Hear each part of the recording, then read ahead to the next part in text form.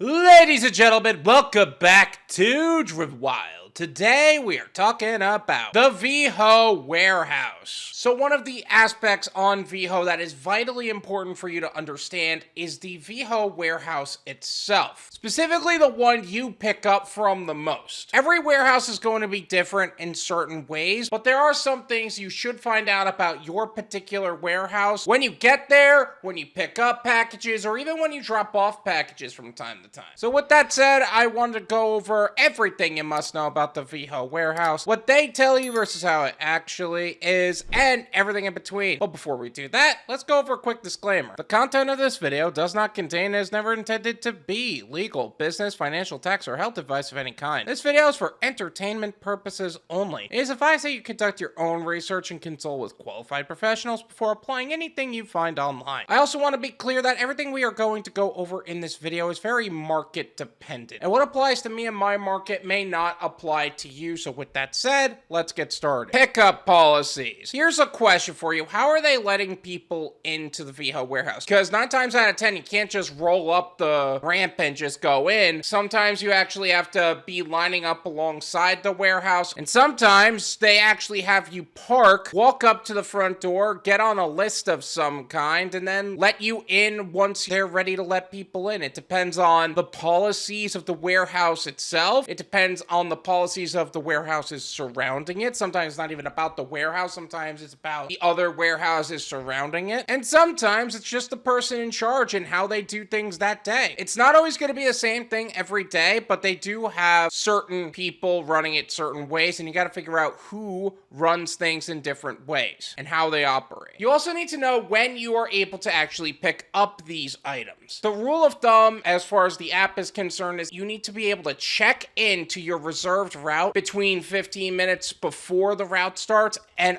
up to 5 minutes after. And honestly, you want to check in as soon as possible. Even if they're not letting you in yet, you want to be able to check in as soon as possible. If you're a new person, if this is like your first route, you're not going to be able to check in on your own. You need to have your ID available. You need to provide the ID to them, and they're going to check you in on their laptops. After the first time, you're able to check in on your own, but they're still going to want to ID you in the future. But that way, you're not just losing routes as soon as you get there, which is really ridiculous. Imagine driving all the way to the warehouse only to realize, hey, I can't even keep the route because I haven't checked in yet, or I'm unable to check in when I get there. Now, what about picking up routes early? Let's say your route is at 10 o'clock and you want to be able to pick up your route early. Can you do that? Technically, yes. Now, there's a lot of Veho Warehouse people that are like, no, we'll let you in on time because that's our rules. And then there are some people who are rather lenient about it, who are like, all right, I'll let people in a little early if no one else is going in. And some people are just like, whatever, it's the afternoon, we'll just let people in. Now, here's the other question. Should you pick up a route early? There are times where I would actually argue you shouldn't. Let's say the leasing office isn't available until 9, and you get to the person you're dropping off to at 8:30 because you picked up the route at 8. Now you gotta actually contact the customer, hope that they don't ghost you in order for them to let you in. It's not the leasing office who can let you in anymore. The customer has to let you in. And if they won't let you in even on hours, you got to bring it back to the warehouse. Also, when picking up a route, like I said, you got to bring your ID. You got to bring the vest they've given you, and we'll talk about that. And you should also bring a Sharpie. Something thick that you could write on the boxes on and you can actually read. Returning packages. So while they're open, there is going to be a place within the warehouse that you can actually return the packages. This is the place, sometimes it's at the very back of the warehouse, where you could actually just bring back the package to them. They'll remove it off the route for you there. And sometimes you gotta actually go to the return locker itself. Now, the return locker, if you have to use it, you gotta contact support in order to get the access code or whatever they need to provide you in order to get into it, and they will walk you through actually returning the package. And also, you could get extra compensation for that. That's a different topic for a different video. Now, what if you live really far away from the warehouse and you don't want to go all the way back to the warehouse only to go all the way back home after that? They do have rules for returning it the next day. I haven't asked about it, but honestly, if you can return it back to the warehouse sooner, I would just do that. But either way, it's important for you to know exactly where their return locker is, and you need to know where you would need to return them in the event that it's not. Oh, new guy policies. We've already touched on this, but when you get there, they're going to have to ID check you and make sure you're you. They're going to provide you a new vest, which I think the newer ones are a lot better than the raggedy old one that I have, but that's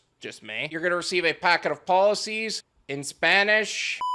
And you're going to receive a crayon, because sometimes when you just get started, you don't realize you need a Sharpie. But get a Sharpie. It is really hard to read the crayon when you write on it, especially if it breaks while you're writing on the package. They're gonna put a little cone thing on top of your car to let the people in the warehouse know that you're a new guy, so they could walk you through some of the things that are happening within the warehouse and how to actually scan your route in. In-house Wi-Fi. There's gonna be a QR code on the walls and pillars of this warehouse, and that will give you access to the Wi-Fi. Sometimes you may need that in case your phone's glitching out and for some reason it's not scanning everything in, but almost all the time I can use my data, so it's really dependent on what you need for your warehouse. If you're in a dead zone, you may need that. Who is in charge of what? Every person is going to have different roles daily. So you're going to notice that the person that is handling traffic control is sometimes bringing the carts out for people. Sometimes they're even at the front door who's actually checking you in. And sometimes they're in the back returning all the packages and doing all the management crap. There are certain tendencies that you're going to notice as you go. Now, the people that are kind of like working every single job are the managers of the warehouse. They're the ones wearing the black vests. There's only one time I saw somebody walking in with a blue vest, but that seems like an upstairs guy coming in and doing some sort of administrative stuff. You know what I'm talking about? Pickup route station. So this is only for the people who are invited to do pickup routes, which is basically go to somebody's house, pick up somebody's stuff, and then deliver it to the warehouse there. When you actually get invited to that, there's going to be a station that has all of the different places of all different services that would pick up the packages you picked up to bring to the warehouse. It also has a inventory for the bags that you would need to put their packages in, and you would also need to have stickers. So make sure you have a sufficient number of bags and stickers for that. Loading rules. So when you're ready to load up your vehicle while you're in the Veho warehouse, there's a few rules that they have. Vests must be on, and yes, they can be the Amazon vests, but you do need to have a vest on to make sure that, you know, you're actually working there. Wait for them to bring you a cart. They're not going to go get the cart, they're going to bring it to you. If there's any missing packages in your route, or you have an extra package in your route, you're going to bring it to the management. If there's one you're missing, you go to somebody working on a laptop. Maybe the package isn't even here yet, so they'll remove the package for you. It's not going to affect your income. It's just going to remove the package from the route. Let's say it is still there. You got to wait for them to find the package. And sometimes that can cause a launch delay. You can fill out the form if you need to have a pay adjustment if the launch delay was bad enough to affect your route. But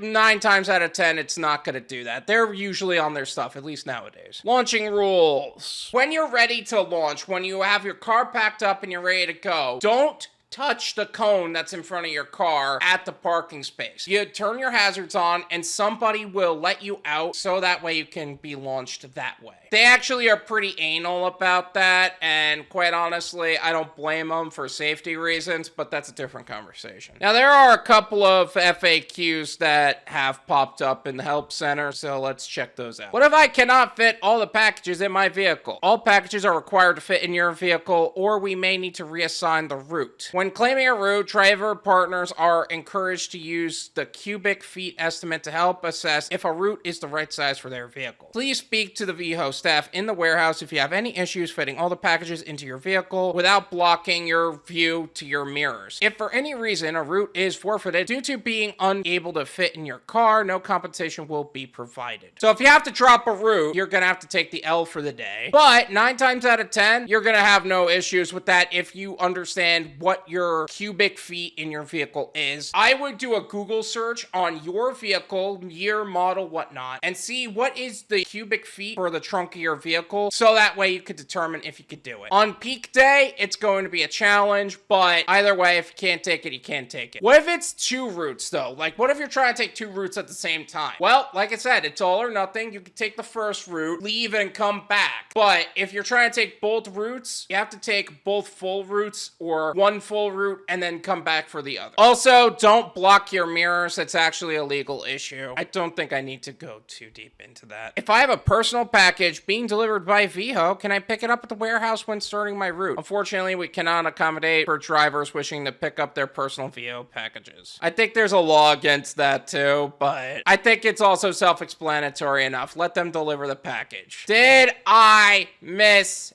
anything? Is there something else about Veho's warehouses that we did not cover in this video? Let me know in the comments. Let's make sure that everybody knows everything about the Veho warehouse that is necessary for them to actually complete routes upon pickup and launching, and we could all make the most amount of money in the least amount of time in the safest possible way. Thank you so much for watching. I really appreciate it. As always, make sure to hit the like button, subscribe if you're new, and I'll see you guys next time.